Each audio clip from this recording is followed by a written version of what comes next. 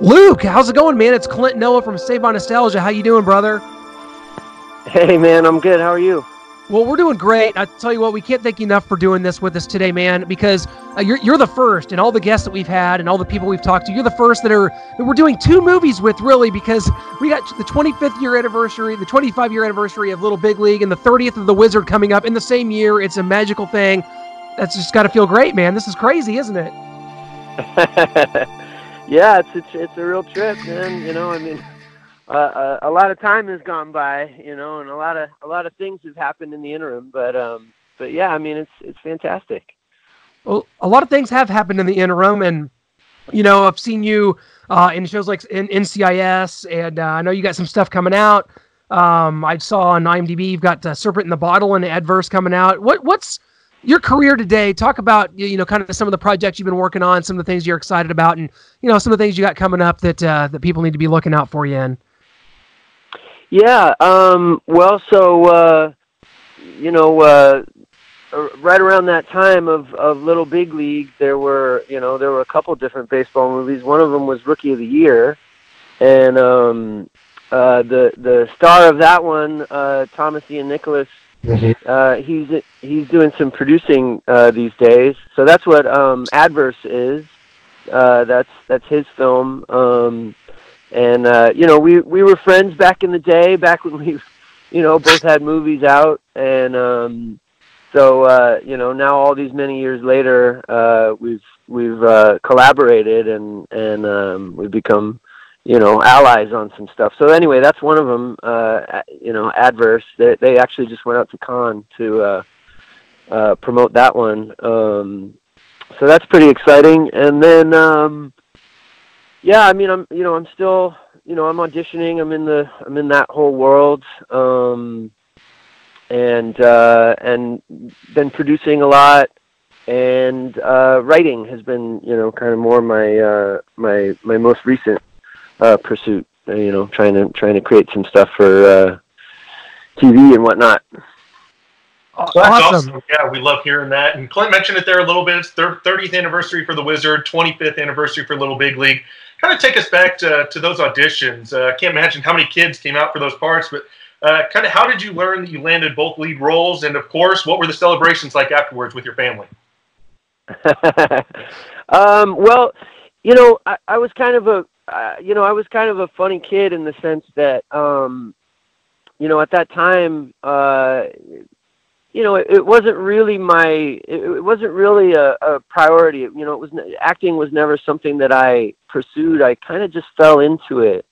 So, for me, it wasn't, I love the work, I love the acting. I love to, collaborate with people. But as far as the business of it,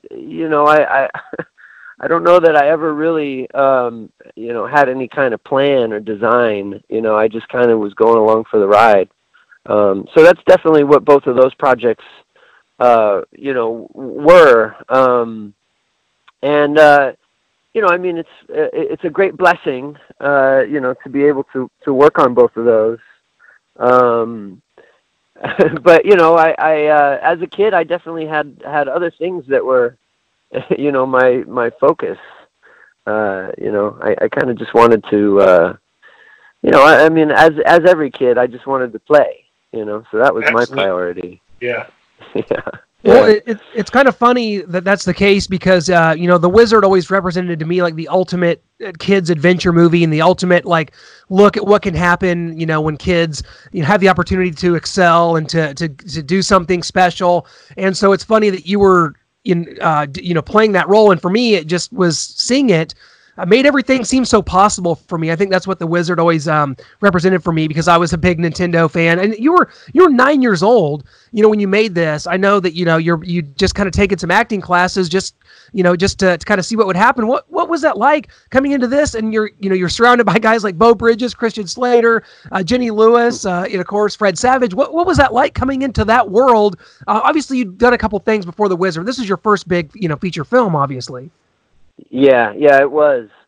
Yeah, I mean, previous to The Wizard, I had really only done,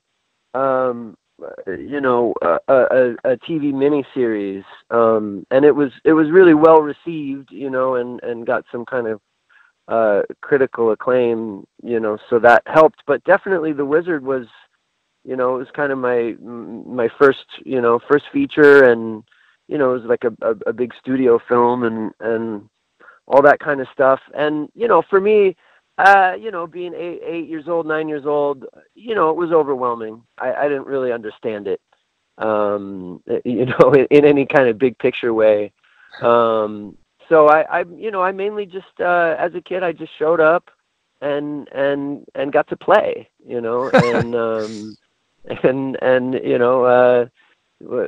strangely enough, they paid me for it. But it was great. It was so much fun. All those people that you mentioned, they're all just such great artists. So for me, such an honor and such a gift to be able to, meet those people and interact and collaborate and try and create, some kind of meaningful piece of art, together, whether that's what it is for people or not, that's definitely what we were trying to do. And they were all just such great collaborators. Christian Slater, such a wonderful and warm and nice guy. And around that time, '89, my memory is he was kind of on top of the world. Yeah, it's kind of funny to me that he took this kind of smaller supporting role in this film, but I'm so glad he did. Because it's great fun to just be around those guys. Yeah, we mentioned how this is kind of your first big feature film. This was Fred Savage's fifth film. I kind of want to get into your guys' relationship, you and Fred Savage, and if you guys have stayed in touch at all throughout the years. Yeah, I mean, we sort of run into each other, every couple of years, just being around town and being in the industry. On that particular show, of course, Fred was doing the Wonder Years, so he was kind of, he was in a certain, world of TV success. And for me, I was really brand new to it. So, I think during that time we were kind of living in very different worlds. But one of the things, that was really great was that Fred's brother Ben was also around for a lot of that, and he was closer to my age, and this was before he started working himself, and before Boy Meets World and all that kind of stuff. And so anyway, me and Ben got along just famously, and he's another guy that I run into all the time around town, and so he and I became really close, and Jenny and I became really close on that set. And as far as Fred, he had a lot going on. Oh yeah, I think he did Little Monsters that same year, that movie. So yeah. I mean, he was very busy, So oh yeah, he was in high demand. What's that? He was in high demand for sure. Yeah, absolutely. Yeah, there were a lot of demands, on him at that time. But yeah, I mean, just a great experience, a lot of fun for me. Tripping around Nevada and Northern California, and I mean, we just had a blast. For a kid of 9 years old, you get paid to go hang out in arcades all day. What could be better? Well, talk about some of the challenges for this role, because this is a story and that's largely centered around your character, who's a traumatized little boy who doesn't have many lines. So how that's a difficult thing to kind of be thrust into this role and to not be able to really do much, have any lines to communicate. Really, you've got to use a lot of body language and the way that you kind of move and the way that you kind of just exist with the other characters to portray your story. How difficult was that for you? I mean, it's probably something at the time you didn't think about, but now looking back, like that's kind of a tall order, isn't it? Yeah. Oh, absolutely. Yeah. I mean, I think you kind of nailed it at the time. I don't know how deeply I was thinking about that stuff or grasping that stuff. The director, Todd, he worked with me, in real depth to kind of find that stuff. So a lot of that stuff came from him. And I think honestly, for me, it's kind of just fortune. They were looking for a certain, type of kid, who could be really focused and who kind of lived in his own world.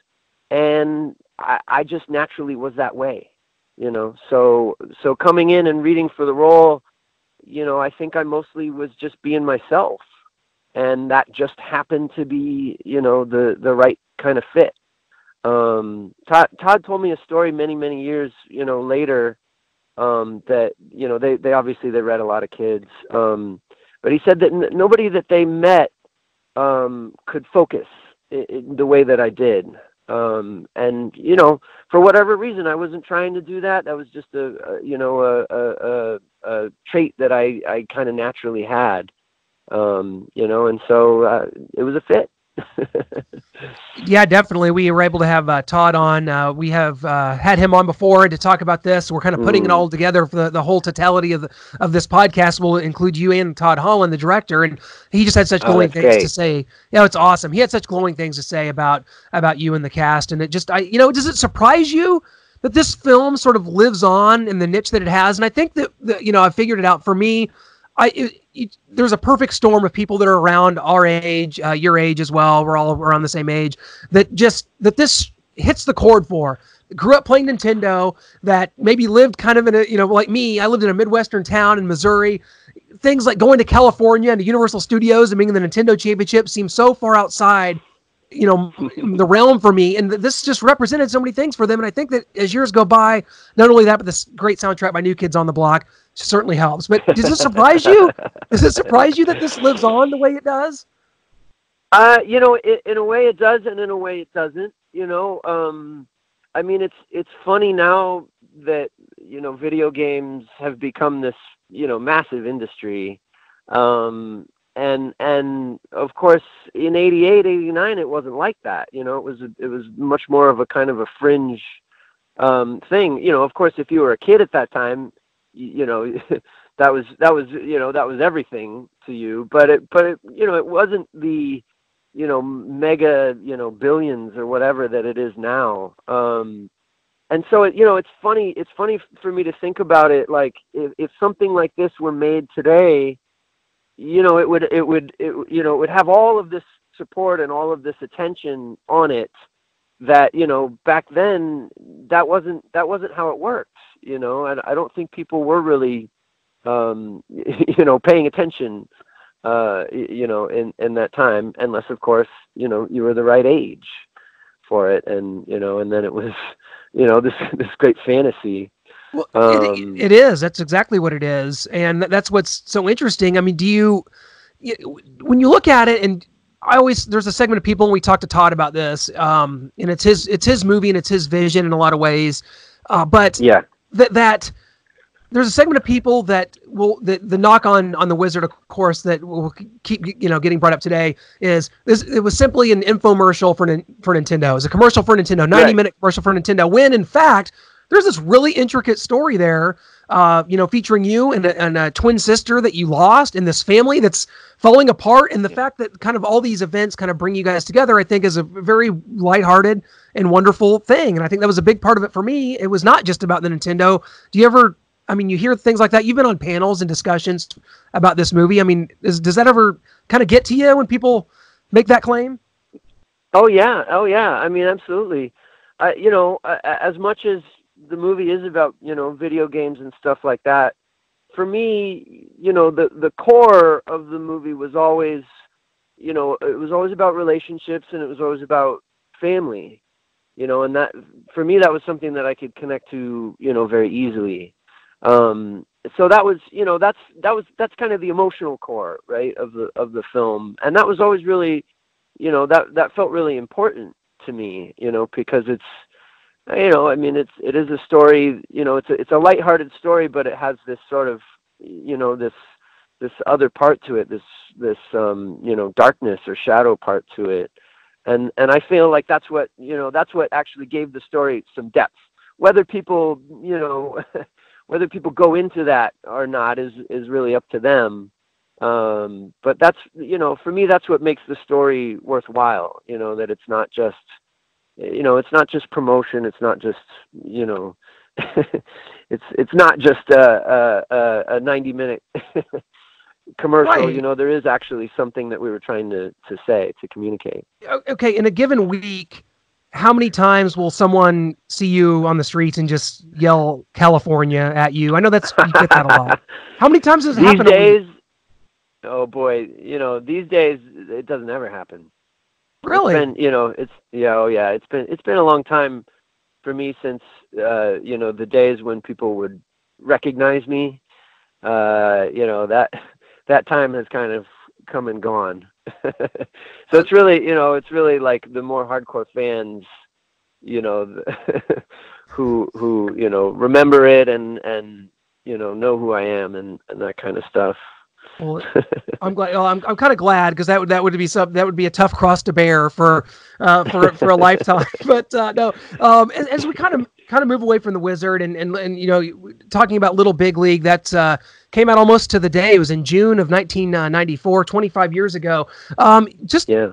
as we look at the time period, you talked about the movie Rookie of the Year that had come out just a couple years earlier. You also had Angels in the Outfield that came out the same year. What was it about that time? It was like you had all these wonderful kind of kids sports movies. The Sandlot was right around then. You had like Little Giants and Mighty Ducks, all these movies. It was, I mean, that in and of itself, to be, you know, kind of a part of that is a magical thing, is it not? Oh yeah. Oh, so, you know, so great. And I, you know, of course, I was the perfect age for all of those films too. You know, so you know, I was also the target market for all that kind of stuff, and I ate it all up. You know, I loved the Mighty Ducks, loved the Sandlot. I actually read for the Sandlot, and I think I ended up screen testing or something. I don't, you know, of course I was really young, so I don't remember everything real clearly, but yeah, I mean, you know, it was kind of a great time for, you know, kids sports movies. And you know, I'm not sure why there isn't more of that kind of thing now. Yeah, I agree. That's one thing that I think you just can't be taught. You can't, you know, maybe we're just all again around that same age where it's like we harken back to these things, but it's like, yeah, I just don't feel like there's that connection. I mean, all those movies are just timeless. And Little Big League, you know, and I'm not just saying this, I always liked it more than a Rookie of the Year. I just thought that your role as Billy, you know, the manager, your grandfather dies, leaving you the Minnesota Twins, and just thrusting you into this world of ball players. And what a cast it was! Timothy Bunfield, who's amazing. You had so many great actors in this as well. Just, you know, you were a little older, of course. You know, it's 5 years later, so kind of. Yeah. What was it like on set? And you know, you get to hang out and the Metrodome and in these ballparks, and just what was the experience like for you overall? Yeah, I mean, it was, you know, it's so much fun, you know, getting to, you know, spend our time in ballparks and rub elbows with, you know, these pro ball players. That part was amazing, you know, overwhelming really for me as a kid, but incredible fun. Also, Little Big League was, you know, that was by far the biggest role I've ever had to take on. You know, we were in Minneapolis for 3 months or 3.5 months, something like that. And, you know, my character is in almost every scene in the movie. So for 3 months or whatever, you know, every day I was there, and I'm there all day long. So that, you know, that part of it was really tough. You know, it was hard work. I mean, you know, I'm not sure how much you know about film, but it's long hours. And it can be really, you know, it can be really taxing on kids. So, you know, it was kind of both of those things. It was both ends of those spectrum. You know, I was having a great time, having so much fun, and, you know, I was also working my butt off. And, you know, I mean, it's great. It's very rewarding, that part of it. And, so I'm so grateful. I'm so honored to have been a part of it. But yeah, I mean, it also, it took a lot out of me, to do all that. Yeah, and kind of as a child actor on set and on camera and off camera, how does the cast treat like a child actor? And when you're on camera, you're off camera. Do you hang out with them? Do you just go back and hang out with your family that's there? Obviously, we mentioned some of the cast you got to work with. Also, Dennis Farina, Kevin Dunn, Jonathan Silverman, Ashley Crow, and the great Jason Robard, who played your grandpa in the film.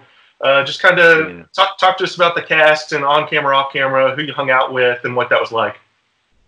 Yeah, I mean, it was a really great cast, and everybody, really was pretty amazing to me. Very, really kind, to me. Working with Tim, was great. He was such a pro. Really a warm and lovely guy. So all of my work with him, he made it pretty easy for me. Also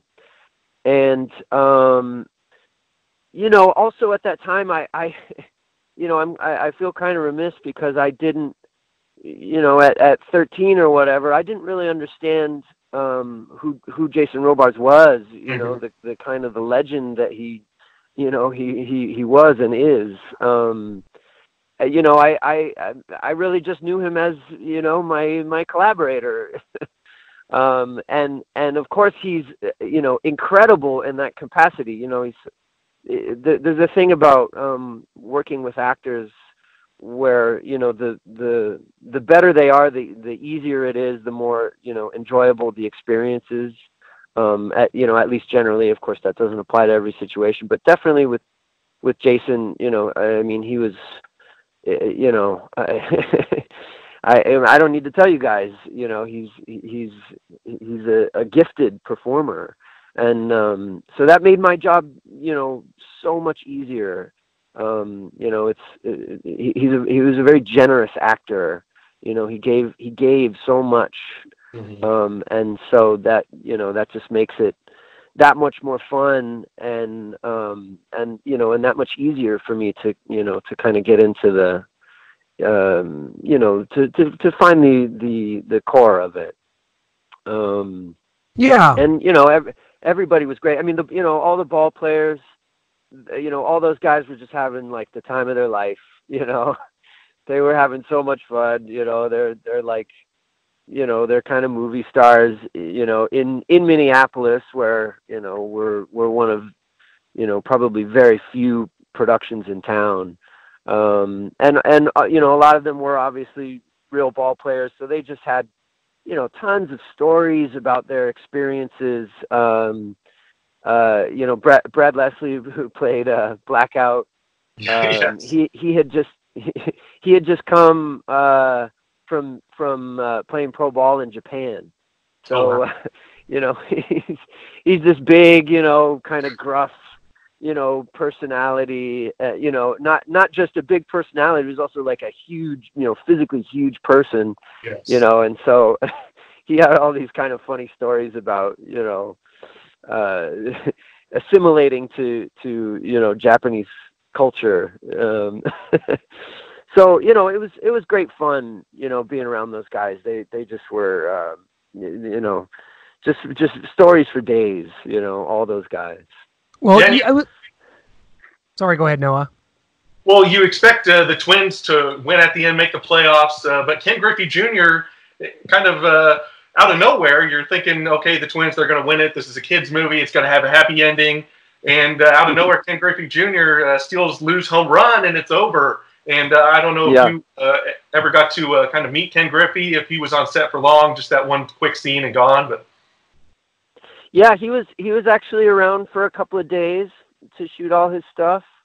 And he was amazing. I mean, I at that time he was, pretty much the biggest baseball player in the world. And so for him to come on set with all that he is and all that he represents, he was totally humble about it. He was friendly to everyone, and especially to me. It's kind of a funny story, actually. One of the days that he was there, a local TV news crew came by to do an interview about the filming, and in the middle of the interview, Griffey comes up behind me with shaving cream pie and smashes me in the face with it. It's like hazing. It's like the rookie initiation or something like that. Well, absolutely.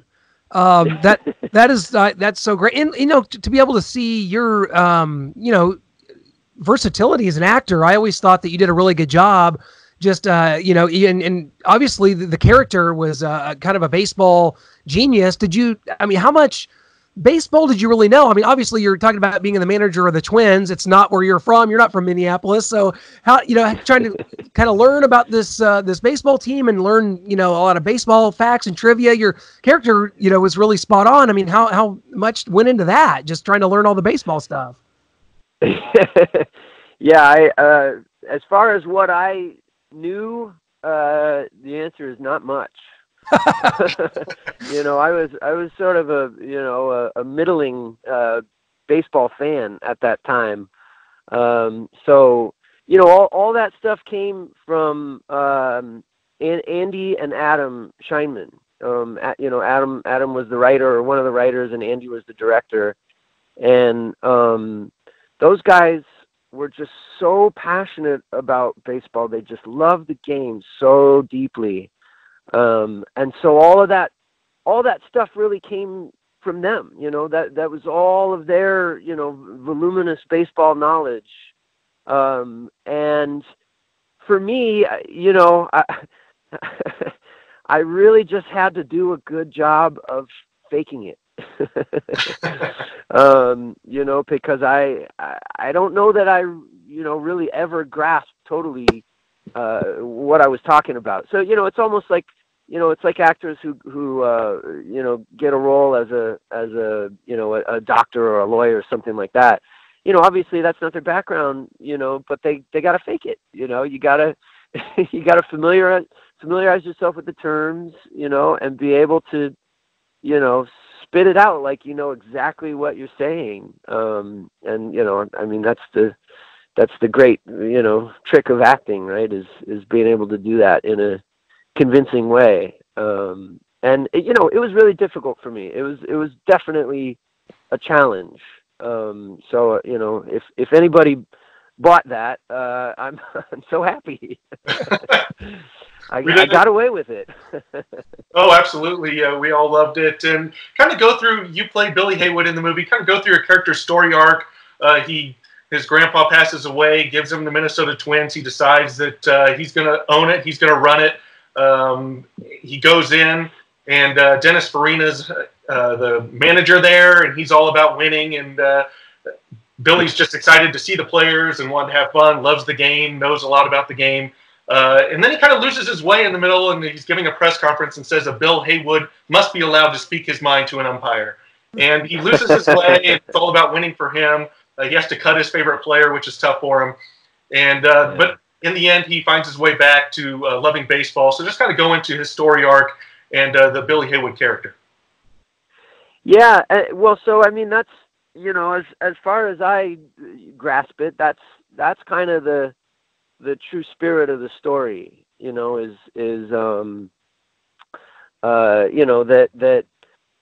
at the end of the day, it's a game. I mean, it is this huge industry. It's a business and so on.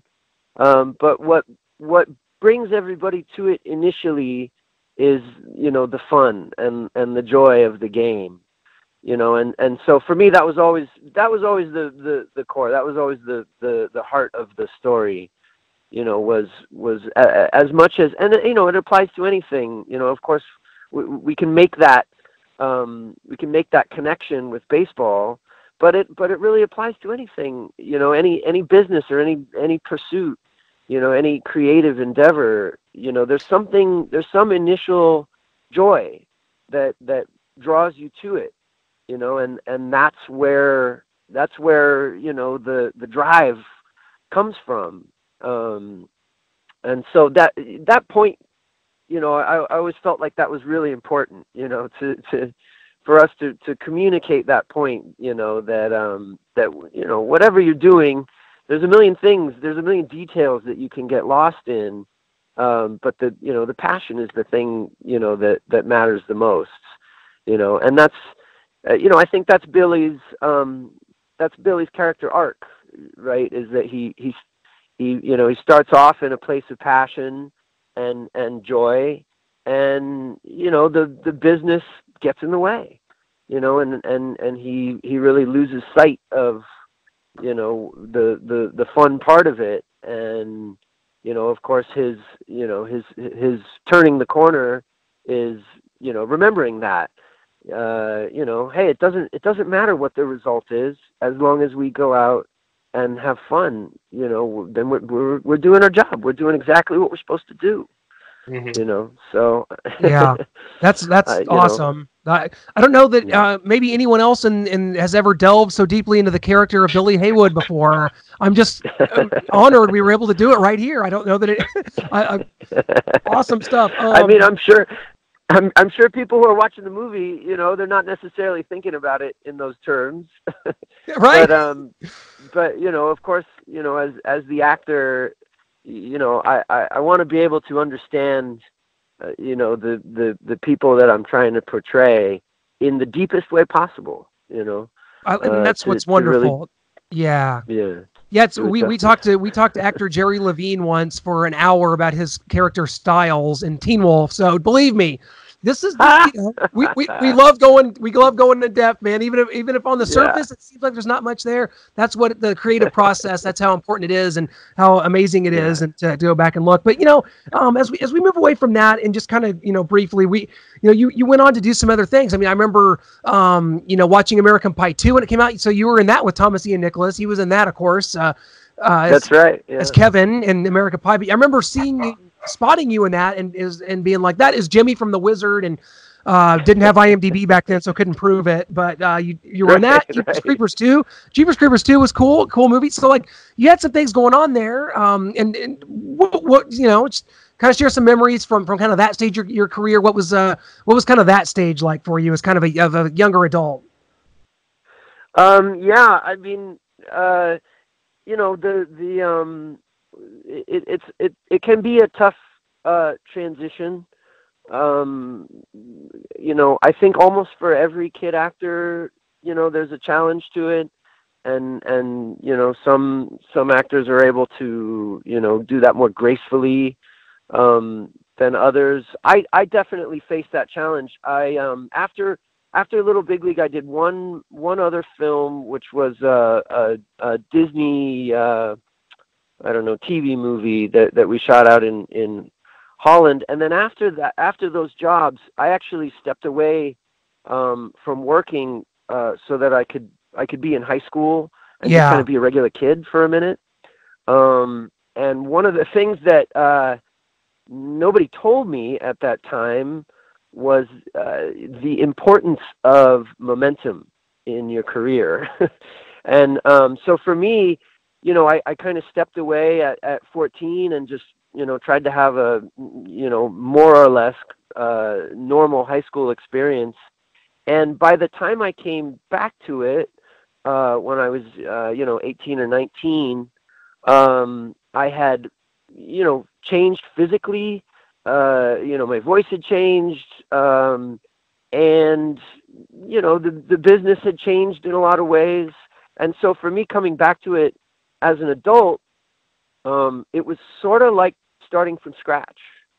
I kind of had to, prove to people, that I was, that I had talent and skill and all these things. Again, even though I had this body of work to show for it, it's an odd thing, but as an adult, you sort of have to you sort of have to start over. You sort of have to prove it all again. And so that anyway, that's kind of what that time of life was for me. I mean, I got a lot of great opportunities, and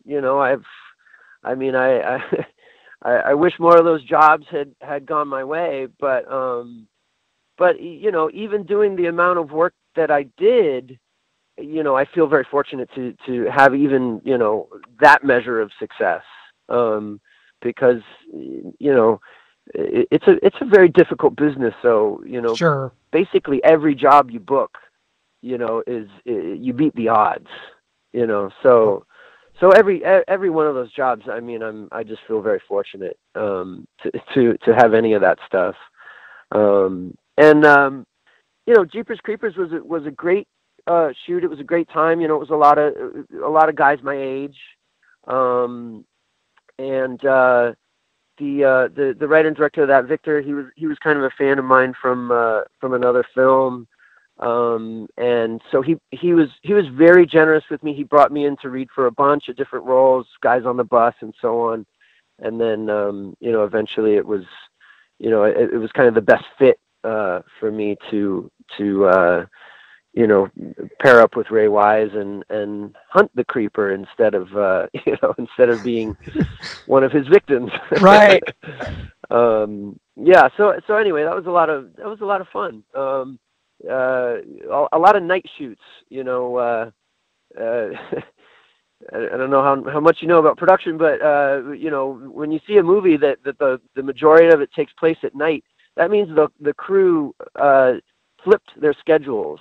So we kind of become vampires, we sleep all day and we work all night. And it's pretty bizarre, you feel like you're sort of on the outside of society. It can be quite strange and also, just of course physically, taxing, because it really disrupts whatever schedule you had going on before that. But we had a great time on that shoot. We really had a blast. Well, you've had a chance to work with some of the biggest names in the business. Just to name a few here, you were in Guilty by Suspicion with Robert De Niro, Davis Rules with the great Jonathan Winters, and Newsies with Christian Bale. So just kind of your memories, some stories. What do you remember from your time working with those three? Yeah. Well, so what was the first one you named? Oh, Robert De Niro. Yeah, Guilty by Suspicion. That's it's kind of one of my personal favorite projects that I have been lucky enough to be involved with, because it's about the Hollywood blacklist, and it's a really kind of a dark time in Hollywood, and I really liked that people were trying to explore those stories and that time, and how that influenced artists and filmmakers. It was a really difficult time, and there were some people who paid a heavy price, for not giving up their friends, basically. So I really love that story, and I mean, my personal role in it is pretty small. I'm just I'm his son. So I'm just kind of here and there. But then, of course, to work with Robert De Niro, I mean, he's a pretty incredible guy. He's very sort of reserved. He's very soft spoken, and he also really embodies the role, and so. For the duration of that shoot, I for all intents and purposes, I became his son. He really treated me like, a son, and so that's pretty special. And it can also, for me personally, it was quite hard, because you sort of develop a strong bond with somebody, and they're treating you with so much, love and generosity, and then all of a sudden the job's done, and you're probably never going to see a lot of those people ever again, And for me as a kid, it was kind of like, well, I don't really understand this. I thought I thought we were working on something here, and then all of a sudden it's over. But yeah, I mean, just also to be able to work with, such a gifted performer, that was great, and to see his process, to see the way that he carries himself, a man of his stature, a legend like that, and he was just humble and warm and friendly to everyone and approachable, and so it was like, that's cool that you can be at that level and still treat everybody with kindness. Yeah. And also also in that project, Annette Bening was yes. played my mother, so it was kind of like, wow, these are some incredibly accomplished, people who are, my parents for a couple of weeks. It's sort of surreal, that kind of stuff. Yeah. So anyway, that's Guilty by Suspicion. What was the second one? Oh yeah. So working with Jonathan Winters. Boy, that guy. He was one of a kind. So my memories of that. Everybody knew that he was going to do whatever he wanted in every moment. Yes. And so they would write stuff for him, of course, because they have to. But it was always this sort of, understanding, maybe unspoken, but this understanding that, we're gonna give you some stuff to say, but you just take it wherever you want to go. And that's exactly what he did. And so, it's sort of my early introduction to improv almost. Yeah. Because you have no idea what's coming next with him. So as collaborators, we just got to be on our toes. We just got to be ready for whatever he throws our direction, and keep breathing, and live in the moment, and be ready to jump on whatever thread he's going to introduce. So it's it felt chaotic in a lot of ways.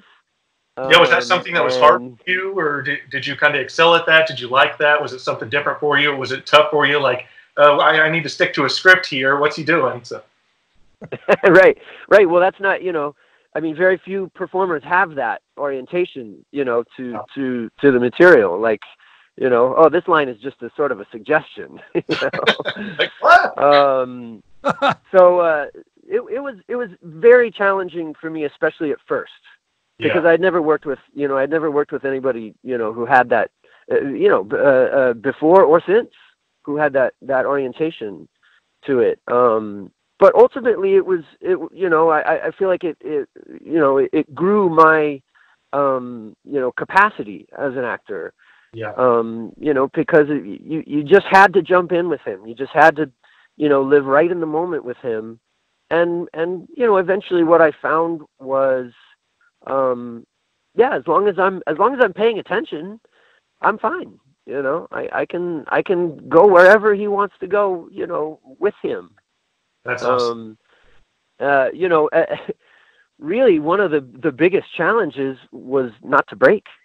Oh, absolutely. Because every joke that he's going to come up with, that's happening in the moment. That's the first time you've ever heard it. So he would say stuff that was just outrageously funny, and we had to do. We gotta keep our mask on, in a certain sense.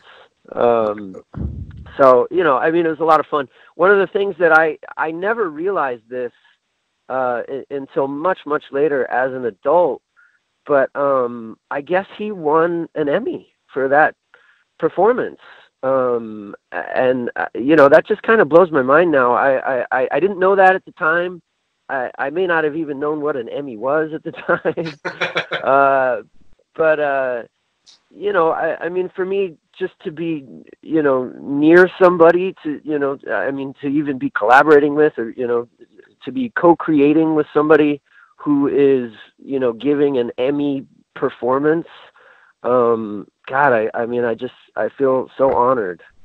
You know, so a wild experience, just wild. Wow, Luke, I tell you what, yeah, what an experience it's been. What a ride, man! It's just unbelievable. And I tell you, just from a personal standpoint, from sitting there and you know, in my living room in Clinton, Missouri, watching you as Jimmy Woods destroy Lucas Barton in the Nintendo Championships and the Wizard, to having you on now, it's a really kind of surreal. And to really delve into this, you know, of course we've talked to Todd Holland, talking to you, and putting this all together. I can't tell you what a pleasure it's been, man. You're class all the way. And if you ever have anything going on, anything you want us to help you promote, man, we would be glad to do it, and glad to help you out any way we can, man. You're the best. Oh, that's awesome. Thank you so much, man. I really appreciate it. Well, it's you know, it's fun for me to talk about this old stuff, all these old memories, you know. Yeah. So I appreciate the opportunity. That's what it's all about, man. And you know, you were so identifiable in the roles that you played, and definitely stood, and they stand the test of time. And, you know, I've literally, and I'll tell anyone this, I watched The Wizard every summer of my life since it came out. So this will be I think my 30th viewing coming up this year. It's the 30th anniversary. So it's on. Here we go, man. It's going to be great. Dude, cannot thank you enough. What a great career. Best of luck in everything you got coming up. And again, definitely stay in touch with us, and we'd be glad to help you with anything. Cannot thank you enough, Luke, man. It's been great. Yeah. Thank you guys so much, man. I appreciate it. You bet, man. Take care. Thanks. Okay.